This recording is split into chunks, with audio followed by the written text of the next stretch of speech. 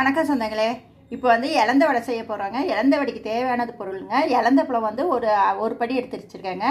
அதுக்கு ஒரு 100 கிராம் வெல்லங்க, 2 பச்சை மிளகா, 4 வர மிளகாங்க, உப்பு, பெருங்காயம் கண்டிப்பாக போடணுங்க. உப்பு, கொத்தமல்லி தழை வேணும்னா போட்டுக்கலாங்க, இல்லைன்னா உங்கள் ஆப்ஷனுங்க. வெல்லம் வந்து எடுத்துருக்குங்க. அப்புறம் உங்கள் ஸ்வீட்டுக்கு தகுந்த மாதிரி சேர்த்தியும் குறைச்சியும் போட்டுக்கலாங்க. இப்போ எப்படி மிக்சியில் தாங்க போட்டு அரைக்க போகிறேன். மிக்சியில் இது வந்து ஃபஸ்ட்டு வெல்லத்தை தவிர மீதி எல்லாம் போட்டு கரகரன்னு அரைச்சிடுங்க. இதில் வந்து இலந்த பழம் போட்டாட்டி வைப்பரில் தான் போட்டு விட்டு தான் அரைக்கணுங்க. ஸ்பீடாக போடக்கூடாதுங்க, இல்லாட்டி பிளேடு உடஞ்சி போயிடுங்க. அதனால் மிக்சியில் எப்படி போடுறதுன்னு நான் சொல்கிறேங்க.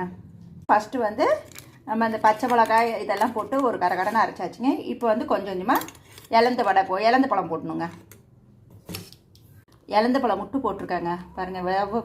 விட்டு அடித்ததுனால தான் விதை தனித்தனியாக இருக்குதுங்க. இப்போ வந்து கொஞ்சோண்டு வெல்லம் போடணுங்க.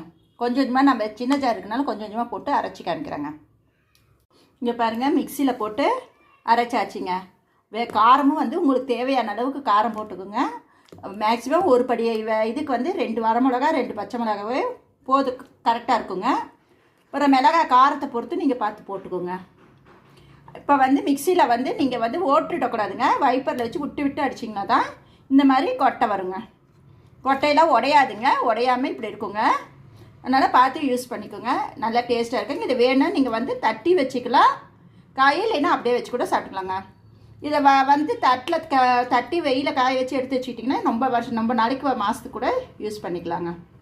இந்த மாதிரி செஞ்சு பார்த்துட்டு எப்படி இருக்குன்னு சொல்லுங்கள். மிக்சிலேயே நீங்கள் செஞ்சிடலாங்க. இலந்தோட ஆட்டுக்கல்ல போட்டு இடிக்கணும் அந்த மாதிரிலாம் எதுவும் இல்லாமல் மிக்சியில் ஈஸியாக செஞ்சு பண்ணாங்க. நீங்கள் செஞ்சு பார்த்துட்டு எப்படி இருக்குது என்ன ஏதுன்னு கமெண்ட் பண்ணுங்கள். நன்றிங்க.